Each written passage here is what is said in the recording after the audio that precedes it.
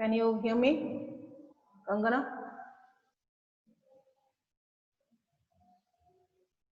Kangana, please answer. Can you hear me?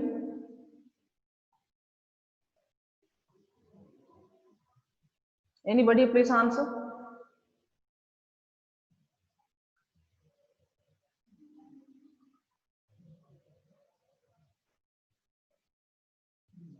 Mukti, can you hear me?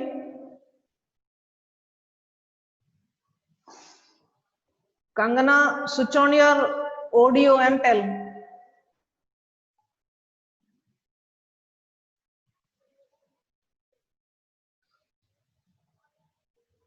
Supriya, can you hear me? Switch on your audio and tell. Okay. All right. Thank you.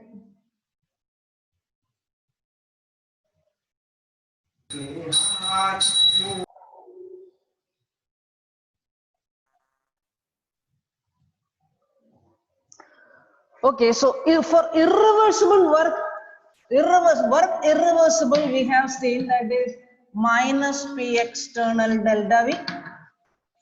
Work reversible, we saw minus 2.303 nRT log VF upon VI.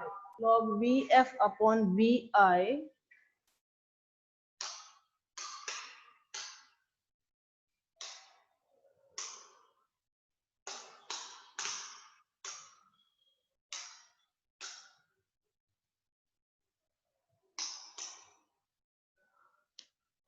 Now, P external delta V, suppose external pressure is 0, P external, if P external is 0, which is called expansion in vacuum. Expansion in vacuum, that is work irreversible, that work will be 0. P external is equal to 0. And we learned this thing also, delta U is equal to Q plus W, that is W is minus P external delta V.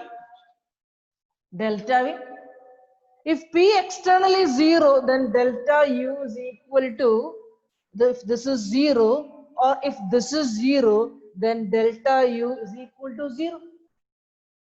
Change in volume, if it is 0, if change in volume is 0, then delta U is equal to Q. Delta U is equal to, so if P external is 0, then delta U is equal to Q. If delta V is equal to 0, that is change in volume is 0, no change in volume. No change in volume, that is volume is constant. So when first one is when P external is 0, then delta U is equal to Q. When P external is 0, this portion is 0. Or when delta V is 0, this portion is 0. When delta V is 0, that means change in volume is 0, means volume is constant. When volume is constant, this Q, heat absorbed, is utilized to increase the internal energy. So that time you can call it as delta U is equal to QV. We are putting a subscript V, that is at that time, that is at constant volume. This subscript V means at a constant volume. This means at a constant volume. At a constant volume. So when P external is 0, that is not expansion vacuum, or it is also called free expansion. It is also called free expansion. So delta U is equal to QV at a constant volume. Now let's move to the next term. We were learning the terms, that is enthalpy. Enthalpy is the next term. Enthalpy, that is the heat content of the system. Enthalpy is the heat content of the system. What is the heat associated with the system? That is called only the heat energy. Only the heat energy, that is enthalpy. That is given by H. H is equal to U plus PV. H is given by the equation U plus PV. Now, we know that delta U is equal to Q plus W. That is delta U is equal to Q minus P external delta V. P external delta V. Q is equal to P or P delta V. Now, what is delta U? That is U2 minus U1 is equal to Q minus P into what is V? That is V2 minus V1, final minus initial. So here U2 minus U1 is equal to Q minus P V2 plus P V1. U2 plus PV2, U2 plus PV2 is equal to Q, then what? U1 plus PV1. I rearrange them. U2 plus PV2 you can write as H2. U1 plus PV1 you can write as H1.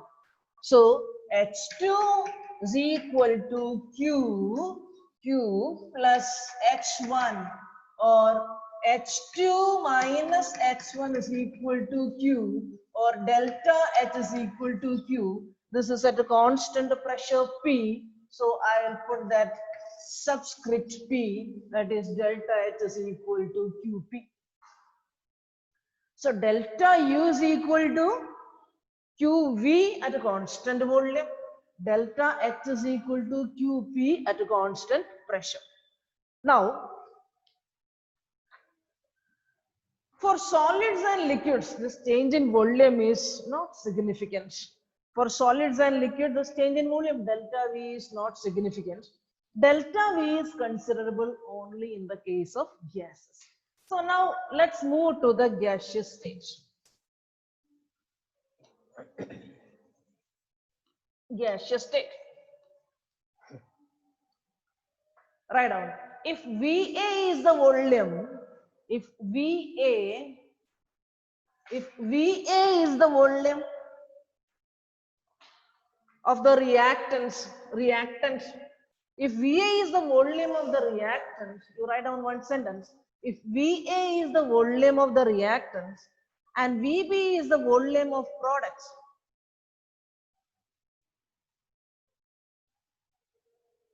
and Na is the number of moles of reactants, Na is the number of moles of reactants, and Nb is the number of moles of products. Volume changing, number of moles, reaction happens and the number of moles are also changing. Then at a constant P and T, normally in laboratory, the reactions are taking place at a constant atmospheric pressure P. Volume changes, reaction mixtures, volume is changing. At a constant pressure and T, under ideal condition, what is ideal gas situation? PV is equal to nRT. So in this case, it is P, VA is equal to NaRT. And the second case, after the reaction, that is P at constant pressure and temperature. So P VB is equal to NBRT. So equation, this is equation 1, this is equation 2. I'm talking about the gaseous state. For liquids and solids, delta V is not significant. Delta V is significant only in the case of gaseous states. So PVB, equation 2 minus 1, PVB minus PVA is equal to NB minus NA into RT. I'm talking about gaseous state. That is P VB minus VA. That means delta V. P delta V is equal to delta N. This is for gaseous state. Delta NGRT. P delta V is equal to delta NGRT. Now del H is equal to, that is H is equal to U plus PV. We were dealing with a constant pressure. So delta H is equal to delta U plus constant pressure में P delta V. That is P delta V. If you substitute this P delta V there, then delta H is equal to delta U plus delta NGRT. This stands for the gaseous state. So this is one equation. This is at a constant pressure and constant temperature. So delta H is equal to delta U plus delta NGRT. If you heat a system, that is a gas taken in a cylinder,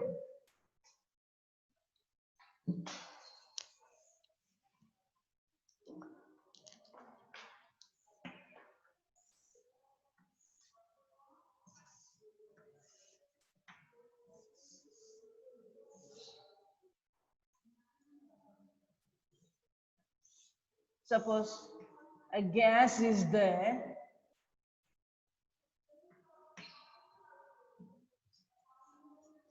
Suppose this is the system. System means the gas inside the cylinder. If I heat this means I am giving Q. I am giving some amount of heat, that is Q. This heat is utilized to increase the internal energy and to do a work. Suppose the gas is expanding and it moves the piston. The gas is expanding and the piston is moving in that direction. This is expansion. Work is done by the system. So this heat given is utilized for two things here. That is to increase the internal energy and plus to do some work. In physics, you will be learning that is dq, that is a heat given, is equal to du, that is the increase in internal energy, plus dw, that is the work done. dq is equal to du plus dw. For us, the same thing I'll be telling in forms of delta u, that is delta u is equal to q plus w, that is delta u is equal to q minus p delta v, or q is equal to delta u plus p delta v. Q is equal to delta U plus P delta V. So P delta V, that is the pressure volume work. So Q is equal to delta U plus, or you can say heat absorbed dQ. dQ is equal to delta U, that means du, plus that pressure volume work, that is dW. So dQ is equal to dq is equal to du plus dw. That is P delta V is the pressure volume work. So in chemistry, we are starting with the delta, same thing. The heat absorbed is utilized to increase the internal energy and to do some work. If it is not doing the work, then the heat absorbed is utilized only to increase the internal energy. If it is not doing work, means the volume is not increasing. The piston is not moving in that side. That means delta V, volume is not increasing, delta V is equal to 0. Then heat absorbed will be utilized only to increase the internal energy. Internal energy in some book it will be denoted by E. In our book it is U, capital U. All right, write one question. A swimmer, a swimmer, a swimmer coming out from a pool, coming out from a pool, P-O-double-L, is covered with a film of water, F-I-L-M, a film of water weighing 18 gram, weighing 18 gram.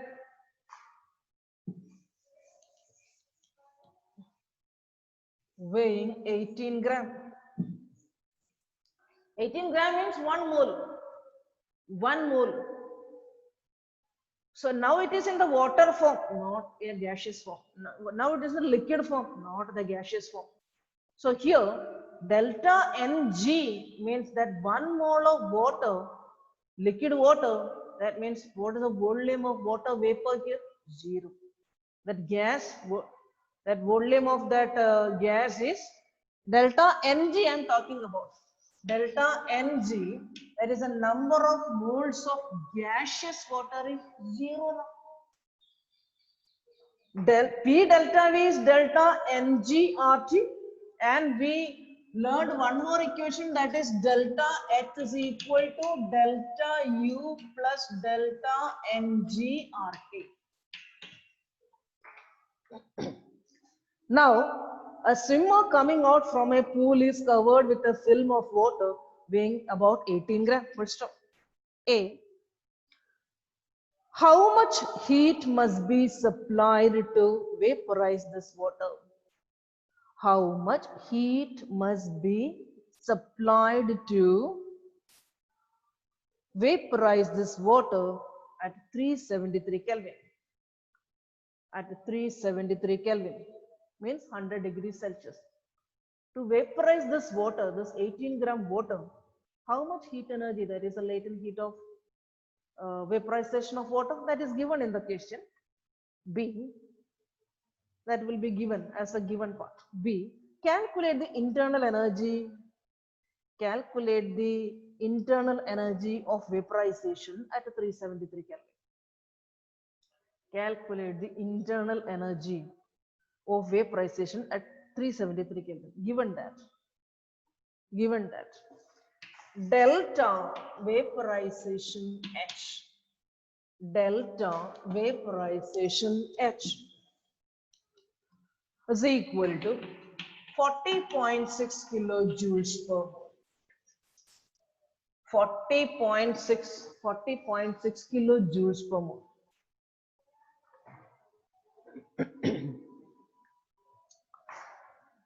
mole. Per mole means 18 gram of water.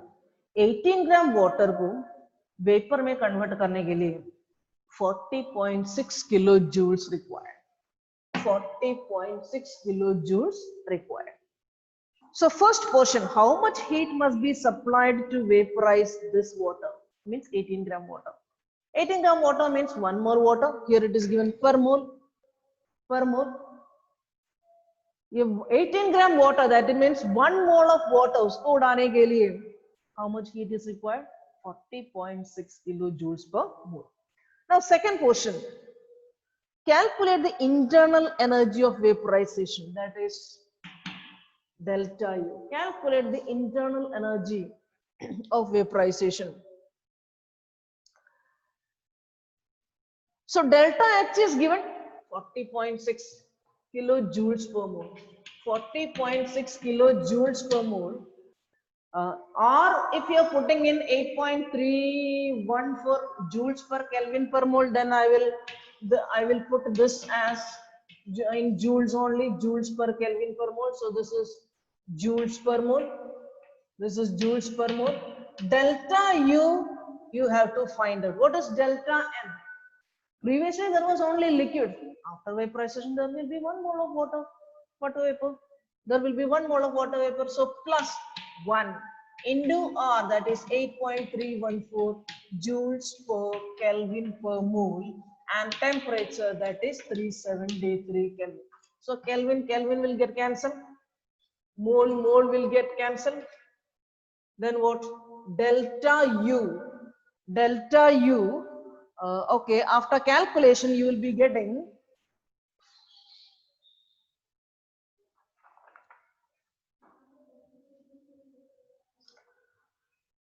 so 40.6 minus this thing, you will be getting that delta U in what?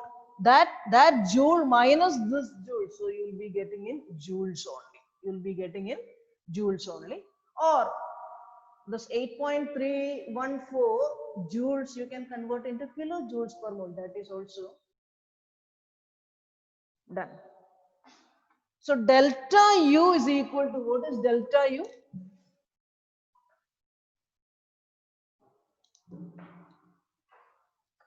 Delta U is equal to this minus this portion minus this portion. So this much joules minus that much joule. After calculation of that portion, you will be getting 3.1. 3.1 into 10 to the power 3 joules per mole.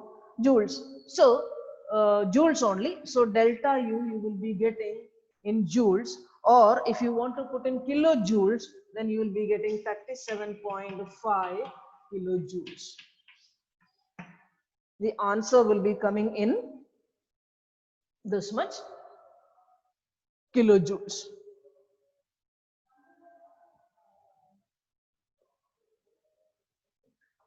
What you have to calculate, what you have, this is 1 mole. 1 mole. So let us cancel this mole and this mole. So this mole you keep it here only. So delta U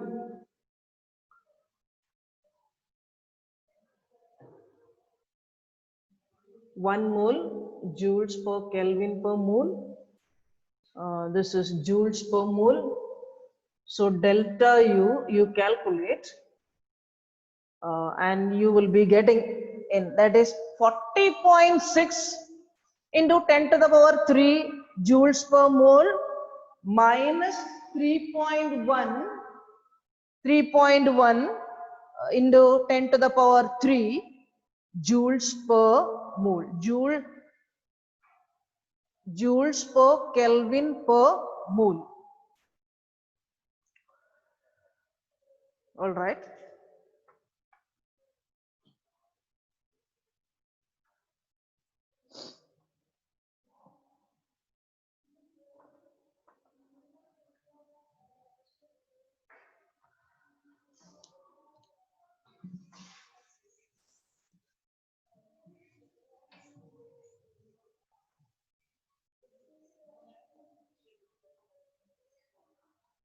So delta H value is given, that is 40.6 kilojoules per mole, and delta nRT, that is delta N is 1.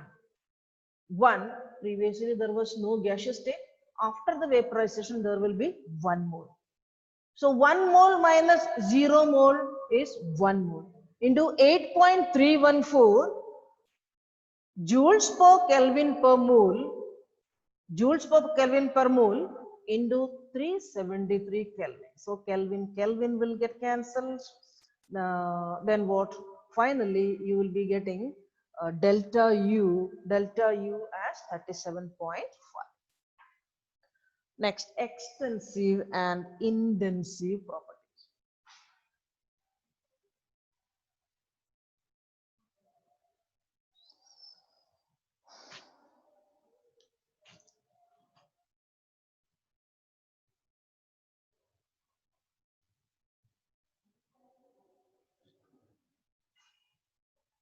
Extensive and intensive properties.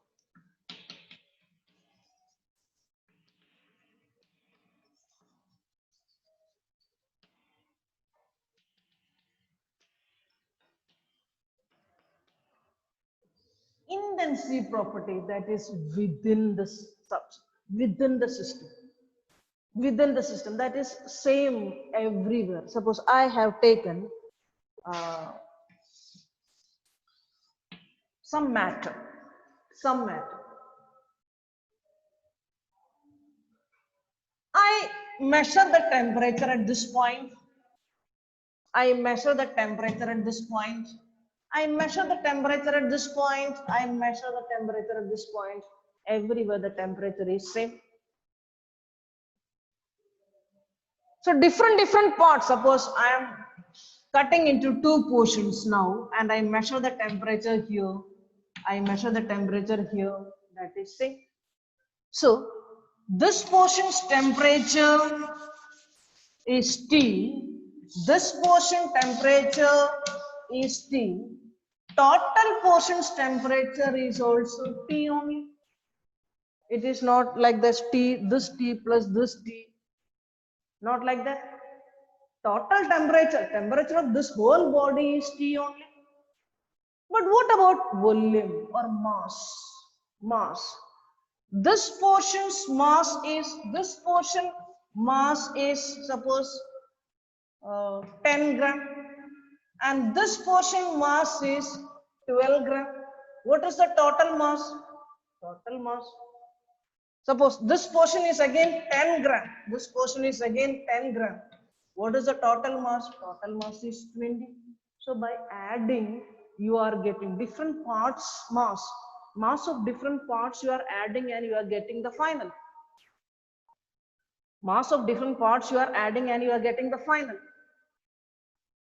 So that property is an intensive properties. Mass is mass is an extensive property, because you are adding to get the final mass. Temperature, this portion, that portion, same temperature. Total matter's temperature is again the same. So temperature is an intensive property, while mass is an extensive property. What about volume? Total volume is obtained by adding different parts, volume V1 and V2. So total volume, that is volume of this entire thing, is equal to V1 plus V2. So it is an extensive property. By adding, if you are getting the total, then that is an extensive property. Density. Density, you take this matter, you take the density. Different portions density you find out. What is the density of this entire mass? Same. Molar volume per mole. What is the volume? Molar volume, that is an intensive property. Density is an intensive property, but volume is an extensive property. So note down extensive and intensive property. Extensive property is a property. Extensive property is a property whose value depends on the quantity or size of the matter. Depends on the quantity or size of matter present in the system. Present in the system. Example, mass, volume, enthalpy,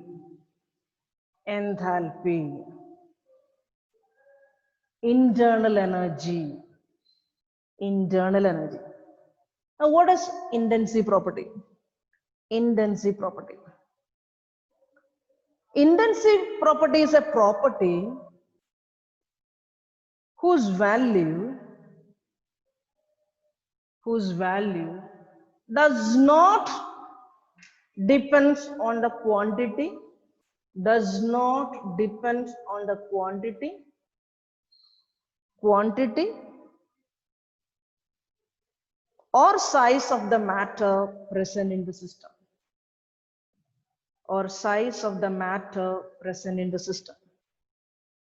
Example, temperature, density, pressure, molar volume per mole. That's right, molar volume and molar heat capacity. Molar heat capacity. Thank you.